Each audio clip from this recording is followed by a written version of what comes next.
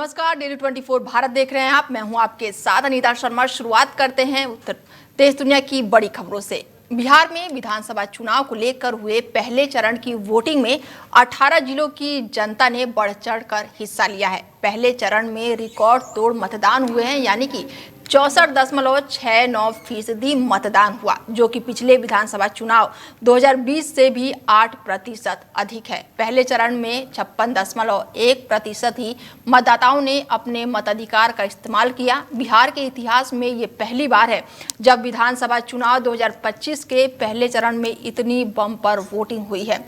6 नवंबर को 121 सीटों पर हुए मतदान में 2.42 करोड़ वोटरों ने अपने मताधिकार का इस्तेमाल किया है, जो पिछली बार के चुनाव से भी 36 लाख अधिक है। और इस बार के चुनाव में बिहार की जनता का उत्साह देखते ही बना है। उधर राजनीतिक गलियारों में पहले चरण की बम्पर वोटिंग के बाद कई तरह की चर्चाएं भी शुरू हो गई है, और ऐसे में सवाल उठने लगे हैं कि क्या जनता इस बार बदलाव चाहती है या नीतीश सरकार को एक बार फिर से समर्थन मिलने वाला है। भारत के चुनावी इतिहास में अगर नजर डालें तो जब जब जनता भारी संख्या में घरों से निकलकर पोलिंग बूथ पहुंचती है तो बदलाव के मूड से ही अपना वोट डालते हैं। हालांकि ऐसा हर बार नहीं होता। कई बार तो भारी मतदान के बाद भी वर्तमान सरकार की जनता ने अपना समर्थन दिया और सरकार को वापसी दिलाई। तो अभी ये स्पष्ट नहीं कहा जा सकता है कि बिहार में जनता किस मूड से अपना वोट डाल रही है। इसका जवाब तो 14 नवंबर को चुनावी नतीजे आने के बाद ही पता चलेगा। बता दें कि बिहार में वोटिंग पहले चरण की हो चुकी है और ऐसे में 75 साल का रिकॉर्ड टूट गया है, क्योंकि वोटिंग इस बार सबसे ज़्यादा हुई है। पहले चरण की अगर बात की जाए तो 64 से भी ज़्यादा यहाँ पर वोटिंग की गई है। बिहार में वोटिंग में इतिहास रच गया है, क्योंकि इतिहास में पहली बार ऐसा हुआ है कि पहले चरण में इतने प्रतिशत तक वोटिंग हुई है। आज पहले चरण का मतदान के बाद एक तो शांतिपूर्ण मतदान के लिए बिहार के प्रशासन को, बिहार की जनता को और चुनाव आयोग को धन्यवाद देना चाहता हूं। और जिस तरह बिहार के आम मतदाता बाहर निकलकर मतदान करने का काम किए, इससे यह स्पष्ट दिख रहा है कि पिछले चुनाव से 4-5% अधिक मतदान इस चुनाव में हुआ है। और आगे भी अभी तो कई जगह वोटिंग चल भी रहा है। कुछ जिले में 5 बजे तक था, कहीं 6 बजे तक है, और जहाँ जहाँ लाइन लगे हैं उसको अभी भी मतदान चल रहे हैं। लेकिन मैं पहले चरण के बाद जो हम लोगों को हमारे प्रतिनिधियों के द्वारा, हमारे उम्मीदवार के द्वारा जो के माध्यम से जो रिपोर्ट आई है, 121 सीटों में से लगभग 121 सीटों में से लगभग 100 सीटों के आसपास एनडीए जीत रही है, और ये 2010 के रिजल्ट को ब्रेक करने वाला रिजल्ट होगा। और अब हमारे साथ जुड़ चुके हैं विकास जोगी जी, जो कि राजनीतिक विशेषज्ञ हैं, और उनसे जानते हैं कि बिहार में इस बार रिकॉर्ड तोड़ मतदान हुआ है तो किस तरीके से वो देखते हैं। विकास जी, बहुत स्वागत है आपका हमारे चैनल में। जी धन्यवाद अनीता जी। मैंने आपको चैनल में लगातार कहता आ रहा हूँ, और आज फिर यही बात बोल रहा हूँ। यही बात मैंने कल बोला था कि ये जो इस बार जो चुनाव हुआ है, ये कहीं ना कहीं युवाओं और महिलाओं पर आधारित चुनाव है। और युवा महिलाओं ने इस बार मन बना लिया था कि जैसे युवाओं की प्रतियोगिता परीक्षाओं में कोई भी श्योरिटी नहीं थी कि लंबे समय तक इंतजार करने बाद देखा जाए तो अन्य अन्य सिलेबस, अन्य अन्य एंट्रेंस के माध्यम से जो एक बिहार से एक अच्छे युवा निकल कर आता है, और उसी बिहार में बीपीएससी जैसे बड़ी परीक्षा का एक लीक हो जाता है और उसमें कोई रिजल्ट नहीं आता, और उन पर उल्टे लाठियां भाजी जाती हैं, जिसमें देखा जाता है एनडीए सरकार के कुछ लोग खुद उनसे दूरी बनाते हुए देखेंगे तो इस बार युवाओं का मन था, बिल्कुल स्पष्ट मन था कि इस बार युवा वोट करेगा, महिला वोट करेगी। महिलाओं ने भी इस बार निर्णायक भूमिका में वोट किया है और एक साथ 8% की, लगभग 8% का एकदम उछाल आना एक बड़ा इशारा है। और ये इशारे को सभी राजनीतिक लोगों को सोचना चाहिए, क्योंकि सिर्फ कोरे बातों से, कोरी व्यवस्थाओं से, खाली योजनाएं बांट देने से कि हम रेवड़ियों की तरह दाल चीनी चावल ये सब बांट देंगे तो वोट मिल जाएगा, अब वो समय नहीं है। अब युवा अपना अधिकार अपने लिए एक प्रोत्साहन राशि नहीं, उसे अपना रोजगार चाहिए, तो अपना ऐसे में क्या लग रहा है विकास जी, ऐसे में क्या लग रहा है कि जो युवाओं ने वोट दिया है वो क्या बेरोजगारी को लेकर दिया है? जी बिल्कुल स्पष्ट है, जो युवाओं ने वोटिंग की है वो एक बेरोजगारी को लेकर की है, कि रोजगार को लेकर कहीं ना कहीं युवा हताशा महसूस कर रहा है और प्रतियोगी परीक्षाएं जैसी लीक हो रही हैं। अगर फॉर्म भरे नहीं जा रहे, अगर वैकेंसी आ रही है तो उसमें फॉर्म भरे जा रहे हैं, उसके बाद में जी चलिए, इनसे हमारा संपर्क टूट चुका है। हेलो,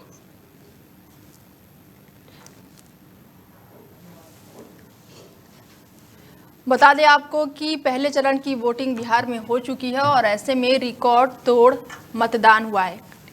पहले चरण की वोटिंग हो चुकी है और ऐसे में अब दूसरे चरण की वोटिंग होने वाली है, जो कि 11 नवंबर को होगी और 14 नवंबर को फाइनल रिजल्ट आने वाला है। ऐसे में पता चल जाएगा 14 नवंबर को कि बिहार में एक बार फिर से किसकी सरकार बनती है। अब देखना ये होगा कि जनता जनार्दन ने आखिर किस पर विश्वास जताया है।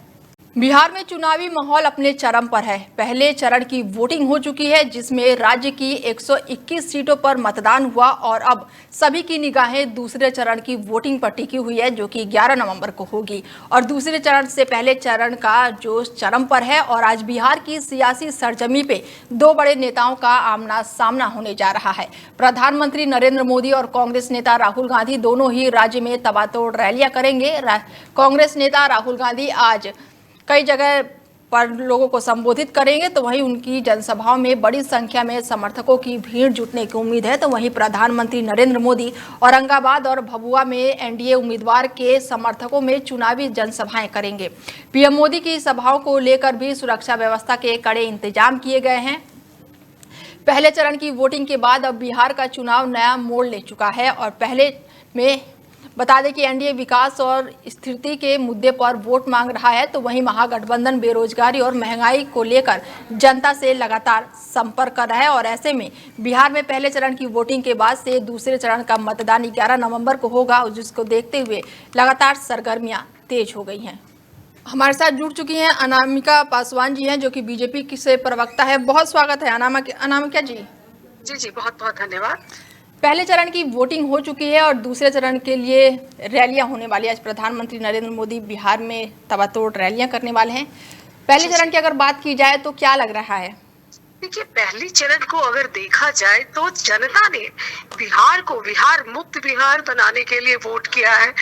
मतलब वो भय मुक्त बिहार बनाने के लिए, अपराध मुक्त बिहार बनाने के लिए, और खासकर महिलाओं ने जो वोट किया है वह सुरक्षा और सम्मान के दृष्टिकोण से वोट किया है, क्योंकि जो बिहार में महिलाओं को सुरक्षा और सम्मान मिला है एनडीए की सरकार में, ये कल्पना नहीं की जा सकती। और जिस तरह से महिलाएं सशक्त हुई है, ये एक बहुत बड़ा उदाहरण पेश करेगी। भारत के मानचित्र पर बिहार अपने आप को स्थापित करने जा रहा है, विकसित बिहार बनने जा रहा है। तो बिहार की जो वोटिंग हुई है इस बार बिहार को विकसित बिहार बनाने के लिए हुई। तो ऐसे में युवाओं ने भी बढ़ चढ़ कर हिस्सा लिया। बिल्कुल, देखिए युवाओं की अगर बात की जाए तो 50 लाख रोजगार और नौकरियां दी है हमने, और हम 1 करोड़ रोजगार और नौकरियां देने जा रहे हैं। और जो बिहार के युवा है वो ये चाहते हैं कि बिहार को गाली बनाने वाले लोगों को आगे नहीं लाना है, जंगल राज वालों को बिहार में दोबारा से नहीं आने देना है, अन्यथा फिर बिहार में वही भय व्याप्त हो जाएगा जो 90 के दशक में था।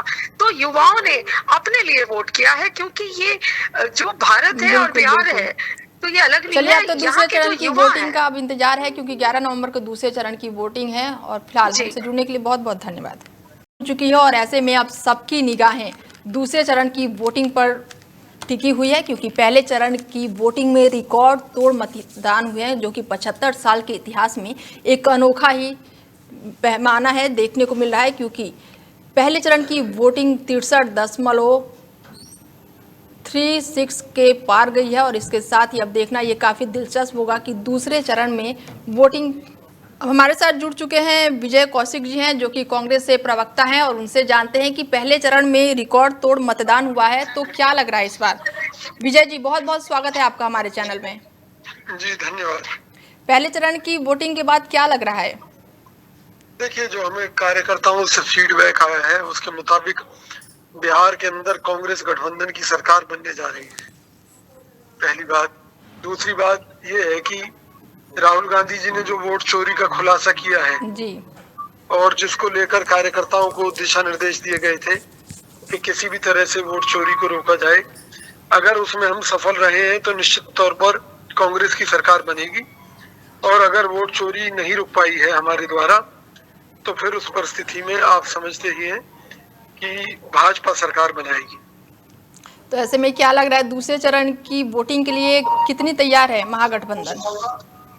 देखिए, हम तो आज से चुनाव थोड़ी में लड़ रहे हैं, कितने महीनों से हमारे नेता राहुल गांधी जी मेहनत कर रहे हैं, संघर्ष कर रहे हैं, और हमारे गठबंधन के अन्य सहयोगी भाई तेजस्वी यादव और अन्य सभी लोग पूरी तरह से चुनाव में डटे रहे हैं, लगातार मेहनत कर रहे हैं। और मैं एक चीज पूरी ईमानदारी से कह रहा हूँ कि अगर चुनाव में कोई गड़बड़ झाला नहीं हुआ जी, तो कांग्रेस गठबंधन की सरकार बनेगी, तो उसे कोई नहीं रोक सकता। जी, हमसे जुड़ने के लिए बहुत बहुत धन्यवाद आपका। धन्यवाद। बिहार की अगर बात की जाए तो अब सबकी निगाहें दूसरे चरण पर टिकी हुई है, जो कि 11 नवंबर के है, और आज प्रधानमंत्री नरेंद्र मोदी और राहुल गांधी की तबातोड़ रैलियां हैं और जनता से सीधा संवाद करेंगे। आज प्रधानमंत्री नरेंद्र मोदी ने इंदिरा गांधी इंडोर स्टेडियम में राष्ट्रीय गीत वंदे मातरम के 150 साल पूरे होने के उपलक्ष्य में साल भर चलने वाले समारोह की शुरुआत की और एक स्मारक डाक टिकट और सिक्का भी जारी किया है। और ये कार्यक्रम 7 नवंबर 2025 से 7 नवंबर 2026 तक एक साल तक चलने वाला राष्ट्रव्यापी उत्साह की औपचारिक शुरुआत का प्रतीक है, जो इस साल कालजयी रचना के 150 साल पूरे होने का जश्न मनाता है और इसमें भारत के स्वतंत्रता आंदोलन को प्रेरित किया और राष्ट्रीय गौरव और एकता को बनाए रखा। ये कार्यक्रम 7 नवंबर 2025 से 7 नवंबर 2026 तक चलने वाला एक साल का राष्ट्रव्यापी स्मरण उत्सव का औपचारिक शुभारंभ है। पीएम मोदी ने वंदे मातरम, नाद एकम और साथ ही रूपम अनेक कार्यक्रम देखा, जहां पर विभिन्न प्रसिद्ध राष्ट्रीय कलाकारों द्वारा हिंदुस्तानी और कर्नाटक गायक शैलियों में राष्ट्रीय गीत वंदे मातरम की प्रस्तुति दी गई। गौरतलब है कि इस साल वंदे मातरम की रचना के 150 साल पूरे हो रहे हैं। वंदे मातरम वाल्मीकि चटर्जी ने अक्षय नवमी के शुभ अवसर पर 7 नवंबर 1875 को लिखा गया था।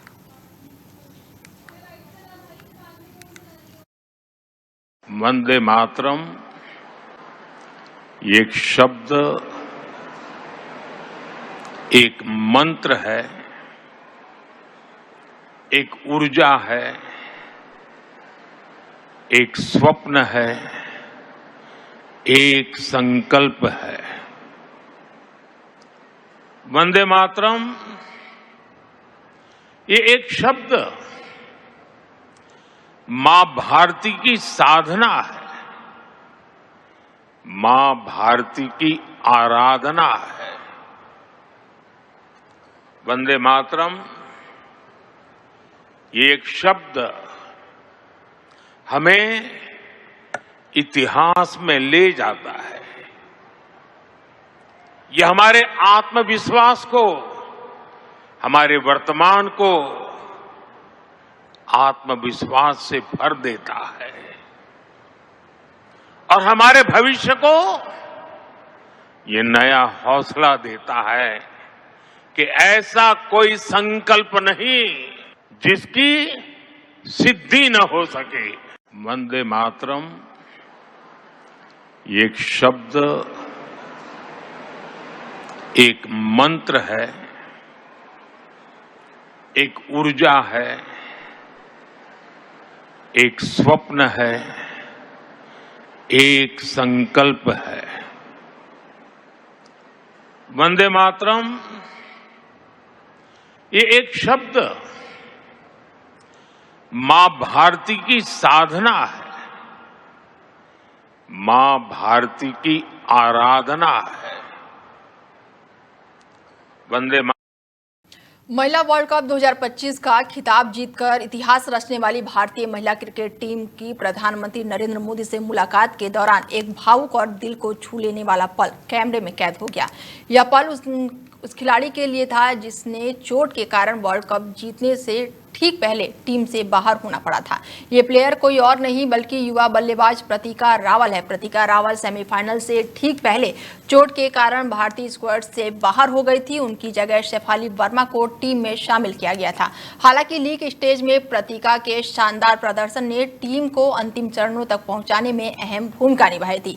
वर्ल्ड कप जीतने के बाद से टीम इंडिया ने उन्हें पोडियम पर बुलाया और जीत का जश्न उनके साथ मनाया, जो टीम भावना का एक बेहतरीन उदाहरण था। जीत के बाद से टीम जब प्रधानमंत्री नरेंद्र मोदी से मिलने पहुंची तो प्रतीका रावल भी वहां मौजूद थी, लेकिन अपनी चोट के कारण वो व्हील चेयर पर बैठी हुई थी। मुलाकात के दौरान जब भारतीय टीम के खिलाड़ी खाना खा रही थी तब ये खास पल सामने आया।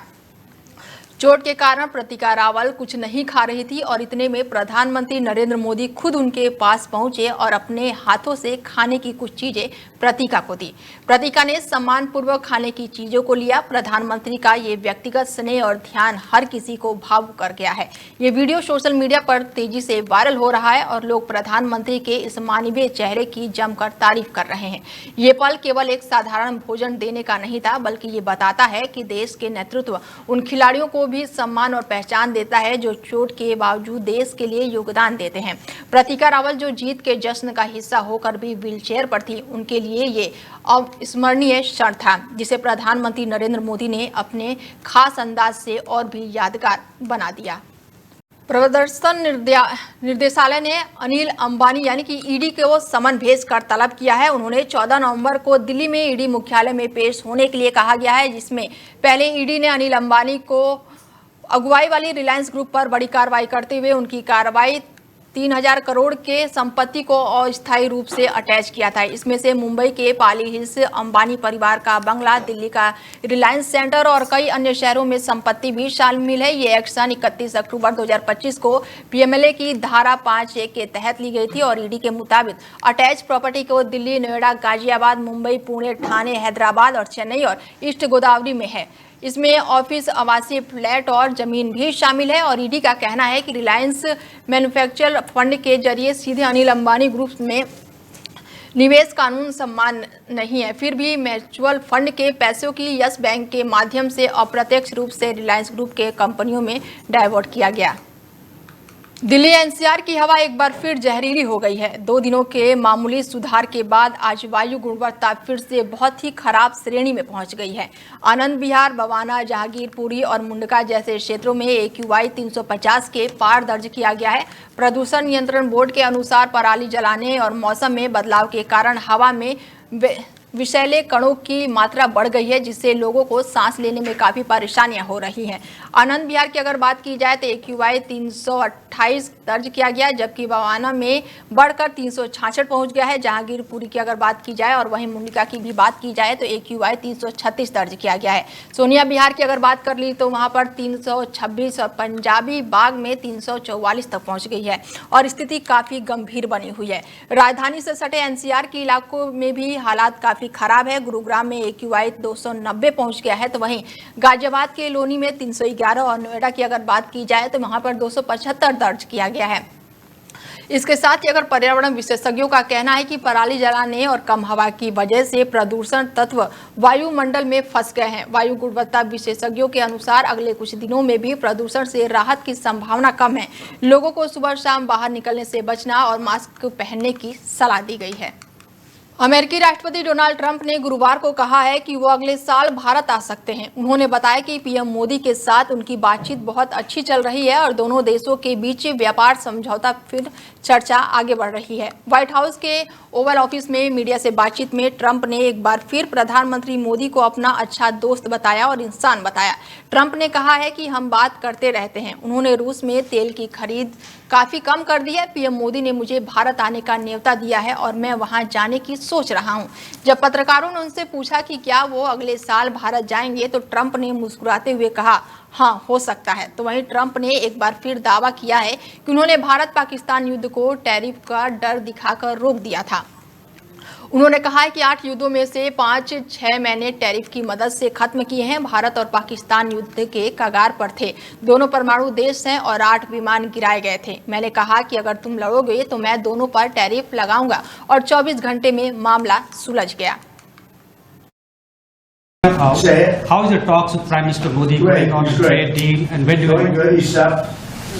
he stopped buying oil from Russia? When do you plan? And he's a friend of mine, and we speak, and he wants me to go there. We'll figure that out. I'll go. I had a great trip there with Prime Minister Modi. He's a great man, and I'll be going. Novo Nordisk is in the middle. You're planning to go to India next year? No. You're planning to go to India next year, sir? It could be, yeah. Novo Nordisk is in the middle of a 10.